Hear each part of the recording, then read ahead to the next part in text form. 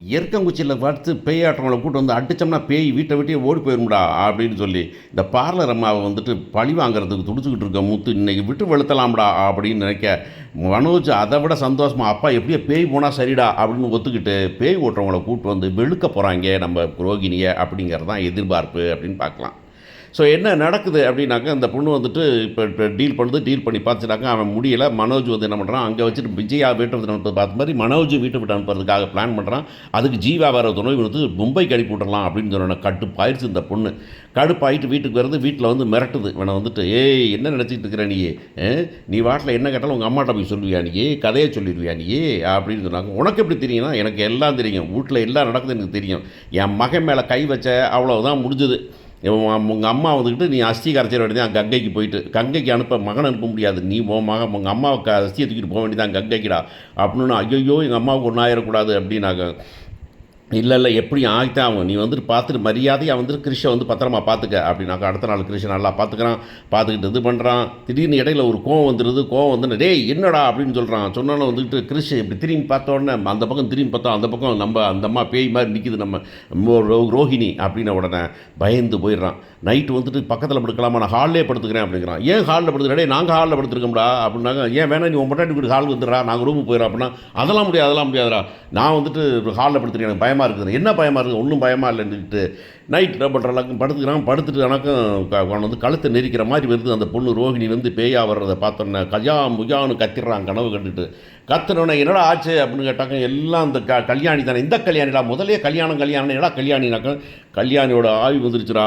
அப்படின்னு சொல்லிட்டு முத்துக்கிட்ட சொல்ல, என்னது கல்யாணோட ஆவி யார் மேலே வந்துச்சுறான்னு, ரோஹிணியில் வந்துருச்சுரா, வந்துட்டு என் பயலை பார்த்துக்கலன்னா உன்னை கொண்டுருவேன்னு சொல்லுதுரா. ஐயோ வீடே பேய் வீடாகி போச்சுரா, என்னடா அது கொடுத்து இந்த பிள்ளைடா, முதல்ல ரோஹிணி வந்து பாம்பை கொண்டாந்துச்சு, இப்போ வந்து பேயை கொண்டுறது, என்னதான்டா பண்ணுறது அப்படின்னு சொல்லி பேசிகிட்டு இருக்கும்போதே அண்ணாமலை என்னடா ராத்திரியில் பேசிக்கிட்டு இருக்கீங்க அப்படின்னா, எப்பா அந்த ரோஹிணி மேலே பேய் பிடிச்சிக்கிச்சாம்ப்பா அப்படின்னு. என்னது ஆவியா, ஆமாம் அப்படின்னு இந்த பொண்ணு வந்துடுது. நம்ம நம்ம நம்ம ஸ்ருதி வந்துக்கிட்டு, ஐய பேயெல்லாம் இருக்காது அங்கிள், ஏதாவது சைக்கலாஜிக்கலாக இவருக்கு ப்ராப்ளமாக இருக்குது. இல்லை பேய் தான் அப்படின்னா. ரோஹிணிக்கு ஒன்றும் தெரியாமல் முடிச்சு ரோஹிணி வந்து திடீர்னு கதவை திறந்துக்கிட்டு அந்த பிள்ளை என்ன நடக்குதுன்னு பார்க்க கொட்டா விட்டே வர்றதுக்கு தலைமுடி களைஞ்ச மேனிக்க வெளியே வந்து எல்லாரும் பார்த்து ஸ்ருதியெல்லாம் சேர்ந்து வேன்னு கத்த ஆளுக்கு வந்து என்னன்னு பார்த்தாங்க. அந்த ரோஹிணி வந்துன்னா, ஐயோ நிஜமாக பேய் தானே, நான் ரோஹிணி பெறேன் அப்படின்னு சொல்கிறோன்னே, என்னடா பிரச்சனைனா இப்படி பிரச்சனை அப்படின்னு. உடனே ரோஹிணி அடுமா அப்படின்னு சொல்லிட்டு சொல்கிறான். என்ன பண்ணலாம் அப்படின்னாக்கா, எப்பா இந்த பேயெல்லாம் சும்மா கண்ட்ரோல் பண்ணக்கூடிய பேய் இல்லை, இது வெளிநாட்டிலேருந்து வந்துருக்கு, துபாயிலேருந்து வந்துருக்குது அப்படின்னாக்கா அது எவ்வளோ பெரிய பேயாக இருக்குன்னு யோசிச்சு பாருங்கள். அப்போ பேய் ஓட்டவங்களை கூப்பிட்டு வரணும், இந்த மந்திரிகம் இந்த மாதிரி பண்ணுற கேரளாக்காரவங்களை கூப்பிட்டு வந்து ஒரு அம்மா இருக்கான்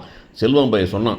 அதை பேசாமல் அவங்க வீட்டில் அப்படி தான் ஒரு பொண்ணு பேய் பிடிச்சதுக்கு கேரளாவிலேருந்து கூப்பிட்டு வந்தாங்களாமா. இப்போ கூட அந்த அம்மா இங்கே மெட்ராஸ் தான் இருக்குது, நான் இங்கே கூப்பிட்டு வந்து பேசாமல் இப்போ பேயை ஓட்டிடலாம்ப்பா அப்படின்னு சொன்னாக்க. இந்த பொண்ணு இல்லை முடியாதுங்க. மனோஜ் வந்து ஐயோ அது பேய் தொல்லை தாங்க முடியலடா தம்பி, அப்போ கட்டாயமா கூப்பிட்டு வந்துடலாம்னா விஜயா வந்துக்கிட்டு, இங்கே வச்சு பண்ணாது, இங்கே தான் கோயிலில் வச்சு பண்ணுங்கடா, இல்லை அவங்க மந்திரிக்கு இடத்துக்கு கொண்டு போகணும், இல்லைம்மா வீட்டில் வச்சு தான் பண்ணணுமா, அது இருட்டில் தான் பண்ணணுமா, இங்கேருந்து இந்த வீட்டில் தான் ஓடணும், அப்போ இந்த வீட்டில் வந்து துரத்தினா தான் வீட்டு வராது, வேற எங்கே விட்டால் திருப்பி இந்த வீட்டுக்குள்ள வந்துடும்ல அப்படின்னு சொன்னேன் பேசி. கடைசியில் ஒரு அம்மாவை கூப்பிட்டு வந்தாங்க. அந்த அம்மா வந்துட்டு விளக்க மாற்ற எடுத்து வச்சுட்டு, ஓடுறியா இல்லையா, நீ யாருன்னு கேட்டால், இந்த பிள்ளை பரிதாபமாக முழிச்சுக்கிட்டு இருக்க, நீ யான் பேயா அப்படியா அப்படின்னா, உடனே அது பேய குருவம் பார்த்து பயம் தான் பேய் நடிச்சாங்க, வேஷம் போட்டாச்சு அப்புறம் குலைச்சாகணுமே அப்படிங்கிற மாதிரி அந்த அம்மா பேய் மாதிரி இருந்துச்சு நிற்க. இந்த அம்மா வந்துட்டு பல்லாருன்னு ரோஹிணி அடி போட்டோடனே மனோச்சு நல்லா அடிங்க அடிச்சு அவளை விரட்டுங்க முதல்ல கல்யாணியை அப்படின்னு சொன்னாங்க. இந்த பிள்ளை வந்து முறைச்சு பார்க்குது. என்ன முறைச்சு பார்க்குற, நீ என்ன முறைச்சு பார்க்குற, ரோஹிணியை விட்டுட்டு போய் ரோஹிணி எவ்வளோ பாசமான பேயா வந்து நிற்கிறிய நீ அப்படின்னு சொல்ல அடிச்சு போட்டு கடைசியில் ரத்தமாக வர வச்சு கடைசியில் நான் போயிடுறேன்ட்டு அந்த பிள்ளை சொல்ல, சரி போயிட்டியா அப்படின்னு காசு வாங்கிட்டு அவங்க போயிடுறாங்க. இது வந்து ஆஸ்பத்திரிக்கு தூக்க வேண்டிய நிலைமை ஆகி போயிடுது. இப்போ வந்துட்டு நம்ம மீனா வந்து கேட்குது அடுத்த நாள் வந்து, என்ன ரோஹிணி உடம்பெல்லாம் வலிக்குதா அப்படின்னு. ஆமாம். அப்புறம் அந்த கல்யாணி போயாச்சா, கல்யாணி எங்கே போகிறது, கல்யாணம் இன்னத்தான் இருக்கணும், ஆனால் பரவாயில்லை, செஞ்ச தப்புக்கு ஏதாச்சும் ஒரு தண்டனாச்சும் அனுபவிக்கல ரோஹிணி, அந்த தண்டனை எத்தனை நேற்று கொடுத்துருக்காங்கன்னு நினைக்கிறேன் அப்படின்னு சொல்ல. மனோஜ் வந்துட்டு இப்போ புதுசாக கிளம்புறான். இங்கே பாரு ரோஹிணி, கல்யாணி இருக்கான்னு சொல்லி தான் அந்த பையலை வச்சுக்கிட்டு இருந்தேன், இனி கல்யாணியே இல்லை, இந்த பையலை வீட்டை விட்டு துரத்தணும் அப்படின்னாக்க. நீ ஒன்றும் கவலைப்படாத, அந்த பிள்ளைக்கு போன பேய்க்கு வர தெரியாதா, என் மேலே தான் வரக்கூடாது, மீனா மேலே வந்து உன்னை முதைச்சிருச்சுன்னா இல்ல இந்த பக்கம் வந்துட்டு நான் சுருதி மேல உங்க அம்மா மேல வந்துருச்சுன்னா, என் மேல வரக்கூடாதுன்னு சுருதி அம்மா மேல வந்துருச்சுன்னா, அப்புறம் என்ன பண்ணுவ நீ? இங்க பாரு நான் சொல்றேன், பேசாம நம்ம வந்து பேய் ரிஸ்க் எடுக்க வேண்டாம். நம்ம அந்த பயல ஒழுங்கா பார்த்துக்கலாம். நீ அவன ஸ்கூல்ல கொண்டு போய் விடுறது, ஷூ போட்டு விடுறது, சோறு போடுறதெல்லாம் போடு அப்படின்னாக்கா, வேற வழியே இல்லாம சரி, சரி போட்டு தொலைகிறேன் அப்படின்னு அவன் சொல்லிற போறான். ஆனா வந்துட்டு மீனா வந்து இவங்கெல்லாம் புருஷன் பொண்டாட்டி இவங்கெல்லாம் பேசிப்பாங்க. மீனா மட்டும் வந்துட்டு யார்ட்டயும் சொல்லாது அப்படின்னு தெரியும். ஆனா சுப்பி முத்து வந்துட்டு இத சும்மா விட போறதில்ல அப்படின்னு இந்த பிள்ளை வந்து அடுத்து போனா என்ன நடக்குதுன்னு சொல்லு எனக்கு நீ. ஏதோ ஒண்ணு நடக்குது. ஆனா நான் சொல்ல மாட்டேங்கிறேன் நீ அப்படின்னாக்கா, அந்த பொண்ணு ஒண்ணும் சொல்ல மாட்டேங்குது. அதனால வந்துட்டு அவன் வீட்டுக்கு வராம தண்ணிய போட்டு போறான். ஸோ குடும்பம் வந்துட்டு திரும்ப குளறுபடியாக போகுது இந்த மீனாவால.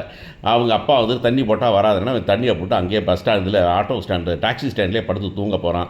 ஸோ இந்த பிரச்சனை பெருசா வர்றதுக்கு அடுத்து சான்ஸ் இருக்குது. இந்த தண்ணிய போட்டு தூங்குன உடனே இந்த குடும்பமே இப்படி போச்சு. அவன் தான் முத்து இல்லைங்கிற தைரியத்தில இந்த அம்மா வந்துட்டு லேசா பதம் பார்க்குது. பதம் பார்த்தா மீனா கடுப்பாயிடுறாங்க.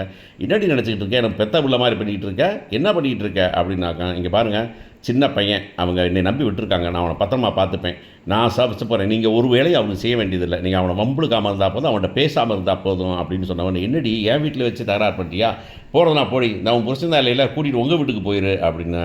இந்த பொண்ணு இந்த பையனை கூட்டிகிட்டு வீட்டை விட்டு போயிட போகுது. முத்து நடுத்தருவில் நிற்க போகிறான். பார்ப்போம் யாருக்காக யார் பார்க்குறான்னு.